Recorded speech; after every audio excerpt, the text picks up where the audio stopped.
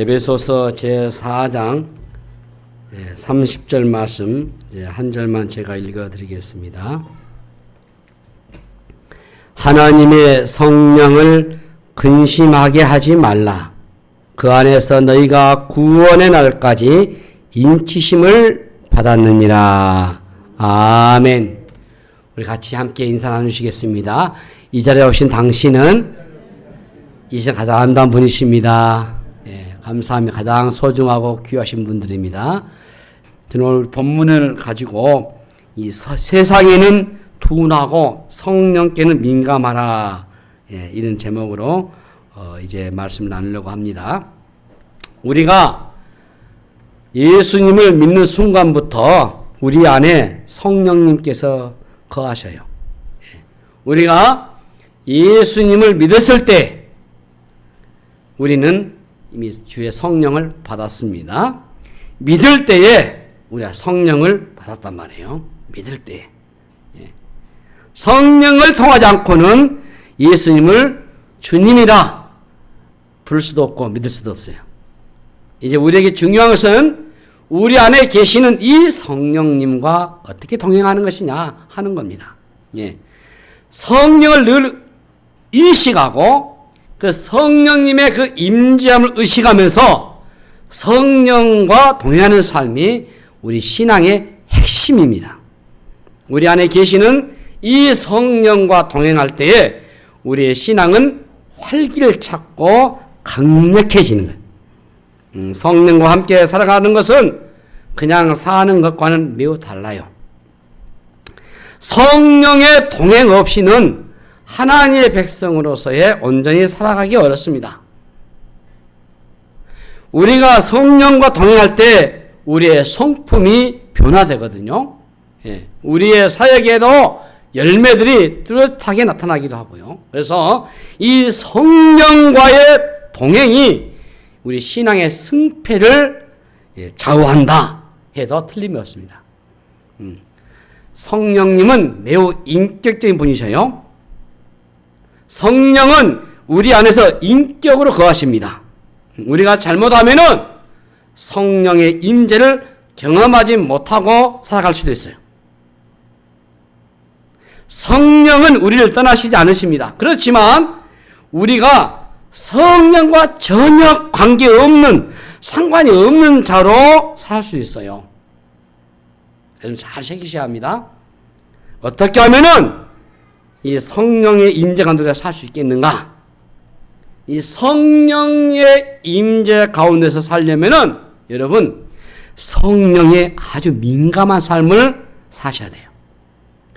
우리 안에 계신 성령님은 매우 민감하신 분이셔요.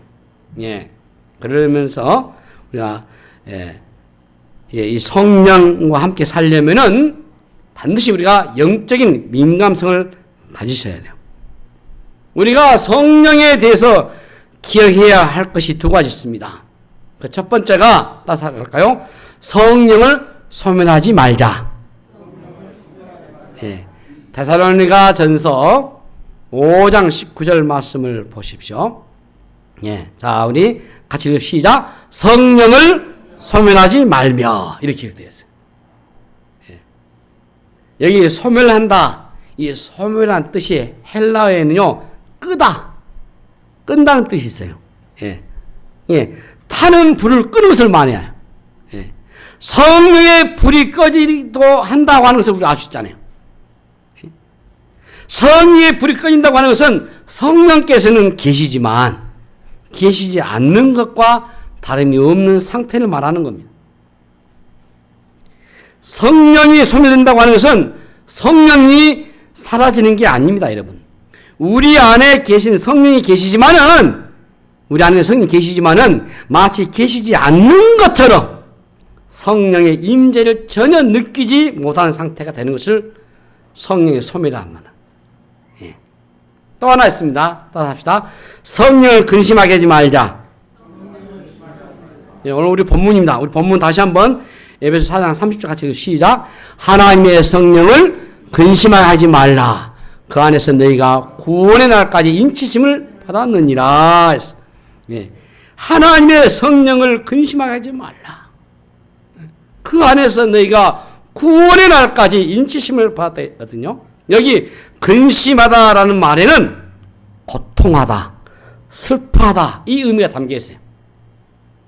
그러니까 성령께서 근심한다라는 말은 성령께서 우리처럼 감정을 갖고 계신다라는 의미예요. 예. 우리가 성령님을 계속 무시하면 성령께서 떠나셔요. 예. 신약시대에 성령께서 떠나신다는 것은 구약시대와는 의미가 다릅니다, 여러분. 자, 설명해 볼게요. 구약시대에는 아예 떠났었죠. 예. 사울 왕의 경우를 보시면은 그가 하나님 앞에 바로 서지 않았기 때문에 성령께서 그에게서 떠나셨어요. 주의 영이 사울을 떠나시니까 이 사울이 비참하게 되어버렸어요. 또 구약시대 이 선지자랄지 왕이랄지 제사장들에게 주의 영 성령께서 임하셔야 사역할 수 있어요. 그런데 사사기에 보면은 삼손은 달랐잖아요. 그가 나시린으로서 임하셨을 때, 예, 살지 못했을 때, 나시린으로 그가 살지 못했을 때는 주의 영이 그에서 떠나버렸어요. 그러자 그가 죽기 전에 주의 영이 다시 그에게로 임하셨다고 했어요.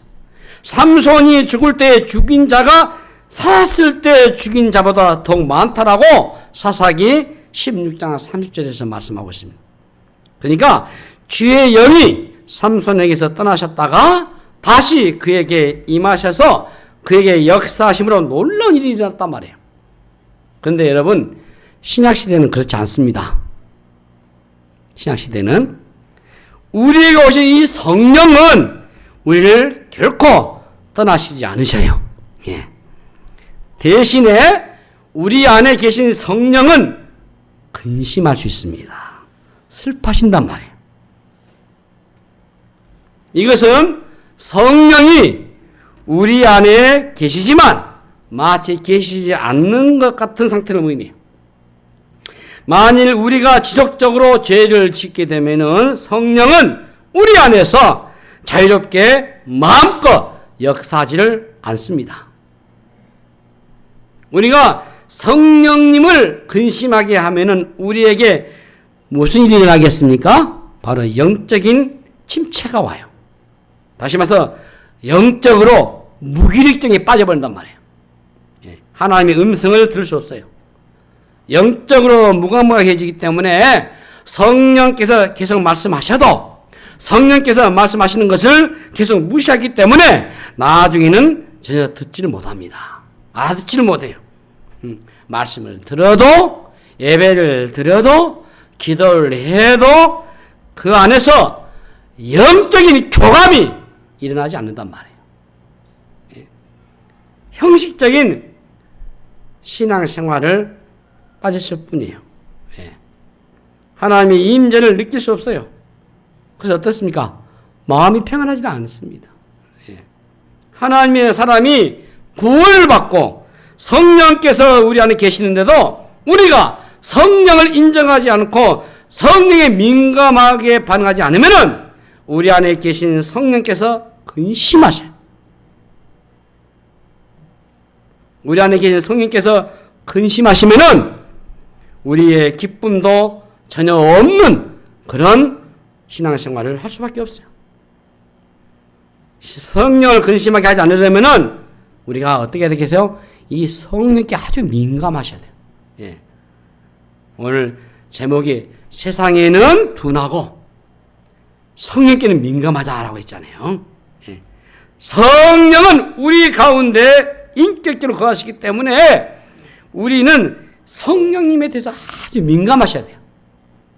예. 성령께 민감한 삶을 사시려면은 어떻게 되겠습니까? 자, 먼저 성령이 아닌 다른 것에 우리가 둔감하셔야 돼요. 자, 신자들은, 여러분들은, 우리 그리스도인들은 이 성령에 대해서는 아주 민감해야 되겠지만은 그 외에 다른 것에서는 우리가 좀 둔해도 괜찮습니다. 그런데 둔한다는 것을 미련한 것을 생각할 때가 많아요. 예. 그것도 모르냐, 그것밖에 안 되냐. 그래서 괜찮아요. 예. 둔감하다고 할 때 어떤 것이 둔감하는가가 중요하지 않겠습니까? 세상에서 무엇인가 이루는 사람들의 특징이 있어요. 예. 그들은 자신들이 추구하는 것 외에는 다른 것에는 별로 그렇게 신경 쓰지 않더라고요. 무서운 것에 정도로 둔감하더라고요. 예. 그런데 이 세상에 대해서 예민할수록 말이죠. 사실 영적으로는 얻을 수가 있어요. 반대로 세상에 우리가 둔할수록 성령께 아주 민감할 수 있습니다.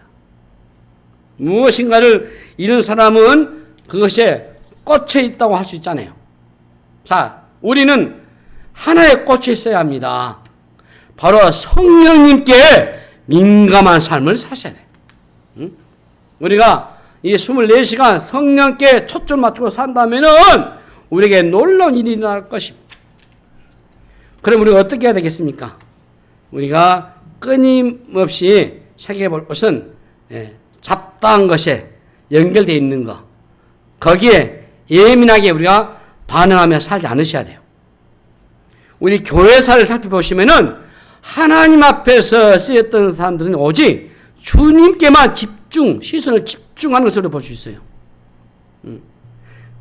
성령께 민감하신 분들, 오직 주님께만 시선을 집중시키고 성령님만 전적으로 의존하였기에 하나님이 역사에 그들이 쓰임받았고 하나님의 거룩한 도구가 된 것이죠.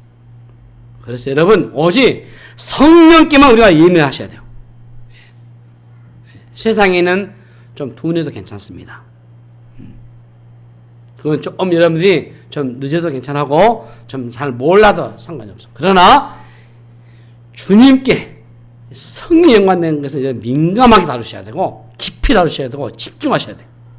두 번째는 여러분 성령님보다 앞서면 안 돼요. 앞서면 안 돼요. 우리가 지나치게 열심히 하다 보면은 성령님보다 앞설 수 있어요. 우리가 성령보다 앞서는 것은 우리 안에 있는 사실 정욕 때문입니다. 우리 연약함을 인정하지 않으려고 할 때에 우리는 성령을 무시하거든요. 이 자만심이 문제입니다. 성령을 인정하지 않는 증거가 뭐겠습니까? 모든 것을 자신이 결정하고 행동해버려요. 네. 무엇인가를 결정할 때에 성령의 인도하심을 기다리지 않는 겁니다. 응? 우리가 신앙생활 하는 동안 이 부분을 잘 훈련되셔야 돼요.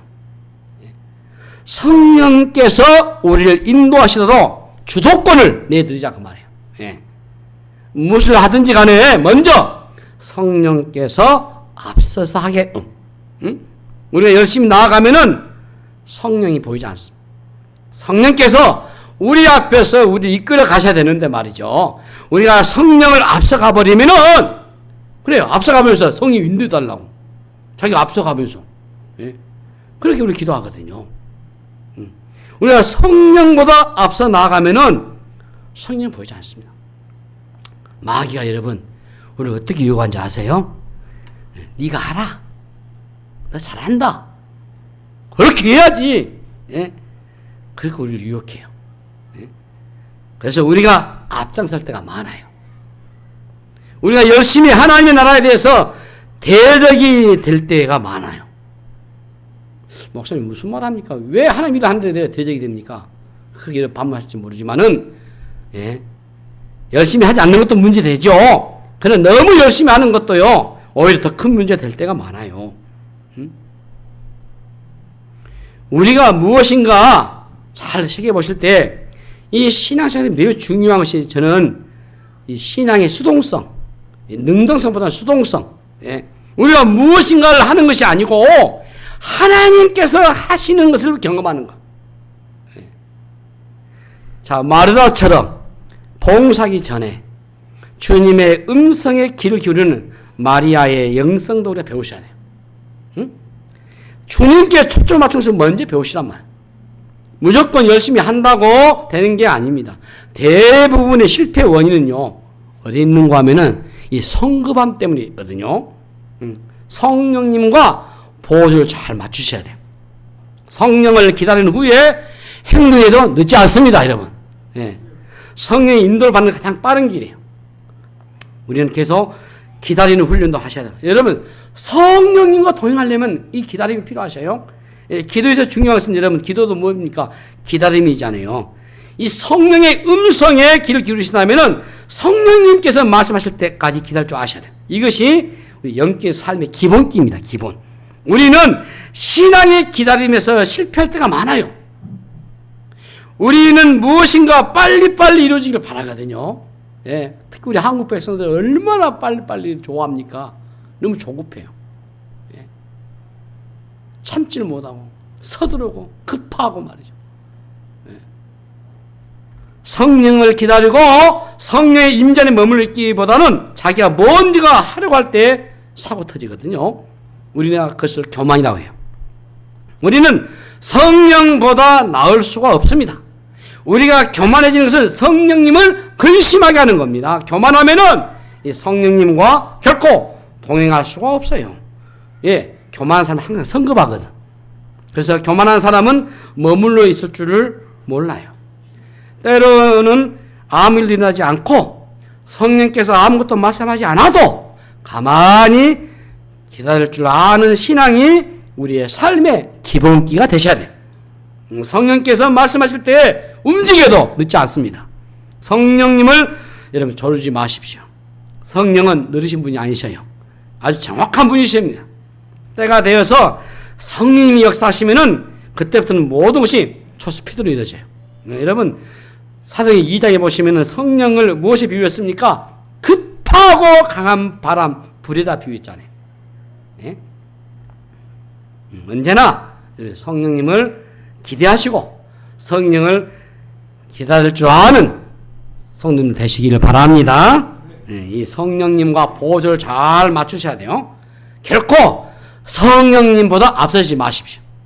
성령의 이끄심이 없으면 무엇을 해도 소용이 없어요. 그러므로 성령 앞에 머물러 있을 줄 아셔야 돼요. 성령을 기다릴 줄 아시란 말. 성령의 음성을 기다리고 성령의 말씀에 따라서 움직일 때 그때 가장 적합한 때고 가장 위대한 역사가 일어날 때인 줄로 믿습니다. 여러분이 기도하는 가운데 머물러 있을 줄 아셔야 돼요. 성령께서 말씀하신 것을 기다릴 줄 아셔야 돼요. 성령의 임재와 성령의 충만을 경험할 때까지 기다릴 줄 아셔야 돼요. 성령보다 앞서서는 안 돼요. 예. 성령보다 먼저 가면은 실패하는 것을 기억하셔야 돼요. 성령의 이끄심에 전적으로 여러분 순종하시기를 바랍니다. 세 번째는요, 하나님을 기쁘시게 하는 삶을 사셔야 돼요. 예. 자, 우리가 성령에 민감하셔야 돼요. 예. 세상을 두뇌야 되고, 그래야 근심하게 하지 않습니다. 그리고 성령보다 앞서서는 안 돼요. 그리고 세 번째는 하나님을 기쁘시게 하는 것을 삶을 사셔야 돼요. 자, 에베소서 5장 10절 말씀 보시면은, 자, 읽어 시작. 주를 기쁘시게 할 것이 무엇인가 시험하여 보라. 예. 저희가 여러분 성경에 뭐 시험에 대해서 많이 하신 거라서 알 겁니다. 목사님들이 많이 헌금을 강조할 때 말라기서 3장에 보면은 11절을 시험하라. 그런 시험이 아니고 시험에는 단어에 보면은 이 에베소 5장 10절에는 주를 기쁘시게 할 것이 무엇인가 시험하라 보라. 사람이 어떻게 하나님을 시험할 수 있습니까? 예? 그러나 여기 주님을 기쁘게 하신 무엇인가? 예. 예. 자, 우리의 삶의 목표입니다. 하나님을 기쁘게 하지 못하는 것은 성령을 근심하게 하는 것이거든요. 예? 그리고 성령을 소멸시켜버려요. 하나님을 여러분이 기쁘게 하면 어떻게 해야 되겠습니까? 자, 먼저 악독을 조심하세요. 예. 우리는 성령의 성품을 잘 이해하셔야 돼요.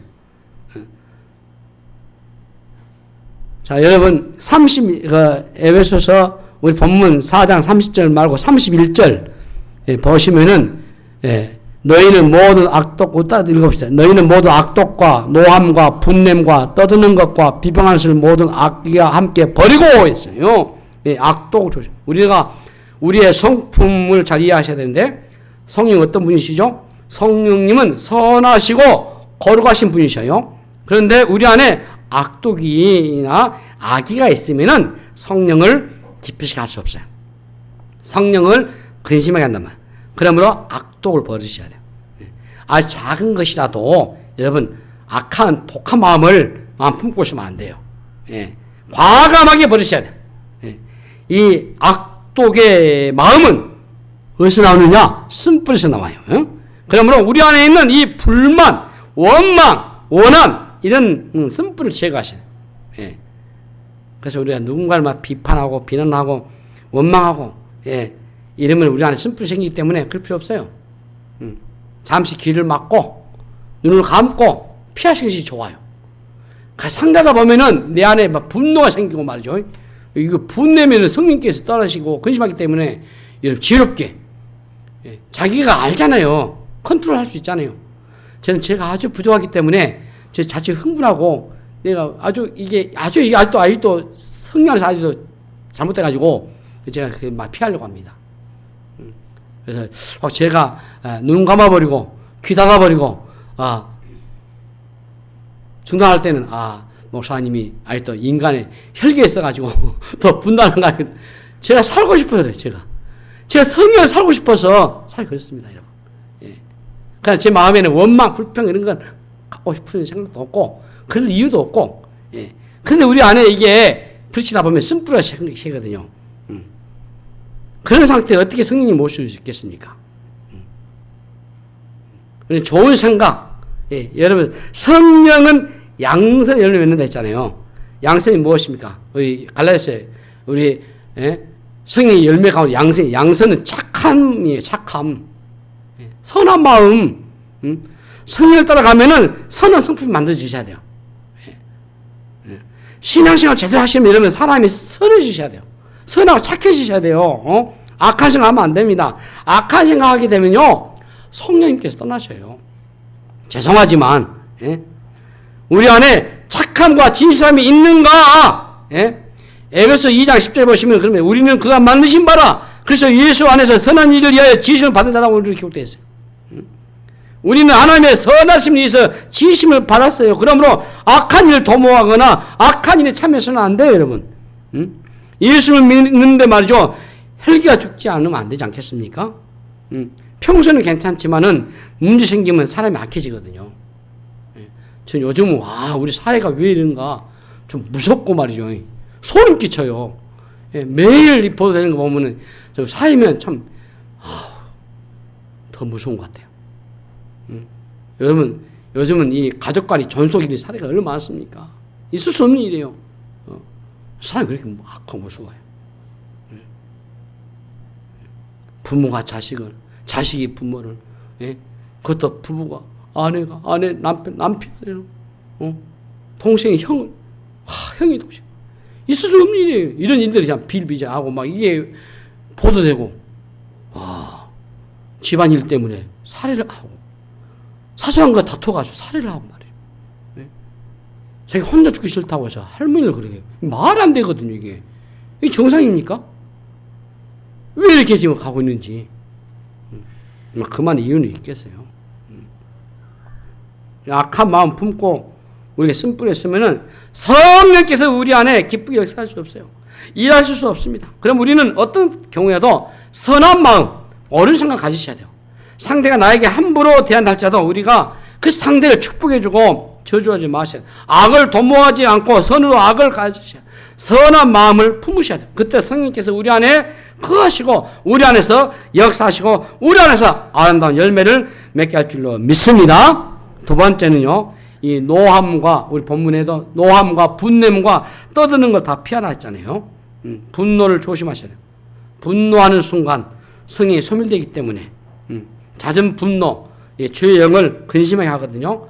여러분 성령님이 어떤 분이시냐 라고 할 때 성령은 또 다시 온유한 영이시기도 해요. 아주 부드러운 영이십니다. 우리 찬송가 187장에 보시면은 비둘기 같이 온유한 은혜의 성령 오셔서 이렇게 찬양을 시작하고 있어요. 짜증내는 것을 좀 조심하세요. 짜증이 자는 것은 조심해야 돼요.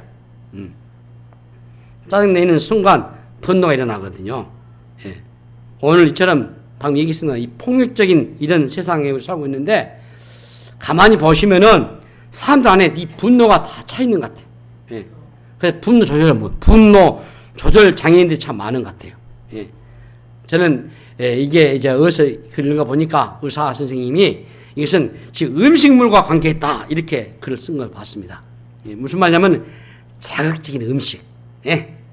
육식, 패스트푸드가 되는 음식을 먹는 것과 관계가 있다. 예. 분노하면은 하나님의 의를 이루지 못합니다. 예.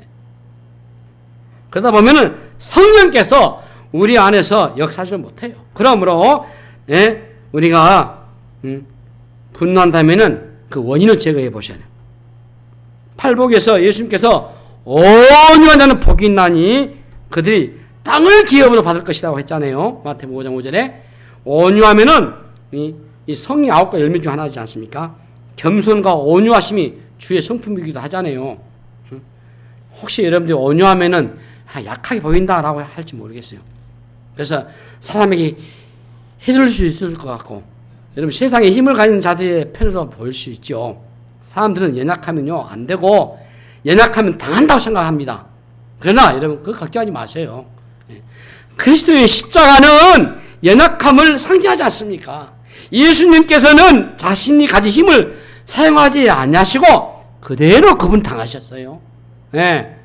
하나님께서는 그것을 기뻐하셨어요. 약한 자로 서 있는 것을 우리 아버지께서 기뻐하셨단 말이에요. 예. 너무 강한 척 하지 말고 약한 것이 좋아요. 예. 약한 것이 이기는 겁니다. 예. 져주는 것이 이기는 거죠. 우리가 온유한 자로 약한 자로 있을 때에 성령님이 우리를 도우신단 말이에요. 온유한 자로 모든 것을 하나님께 다 맡기게요. 예. 강한 자만 살아남는 그 사고는 세상의 논리예요. 자신을 스스로 방어할 필요가 없어요. 내가 이기려고 하면 질 수 있어요. 자, 또 하나 우리가 어떤 마음을 가지셔야 되는가? 예. 우리가 이 배려하고 섬기는 마음들, 용납하는 마음들. 예. 성령이 어떤 영이냐? 일체 영이고, 에베소서 3절에 보시면은 성이 하나 되게 하신 것을 힘써 지키라고 말씀하셔서 하나 되게 하신 영, 나눠지지 않습니다. 자, 여러분, 마귀의 특징은요, 분열시켜요. 나눠버립니다. 이간질시켜버려요. 예. 예? 우리 안에 용서하지 못한 마음을, 분열하는 마음을, 시기하는 마음을 심어줘가지고, 우리의 영이 묶이게 만들어버려요. 오늘날 교회를 가운데서, 교회 안에서 교인들끼리 나눠져가지고 싸우는 교회가 얼마나 많습니까? 그게 언제나 예배가 되겠습니까?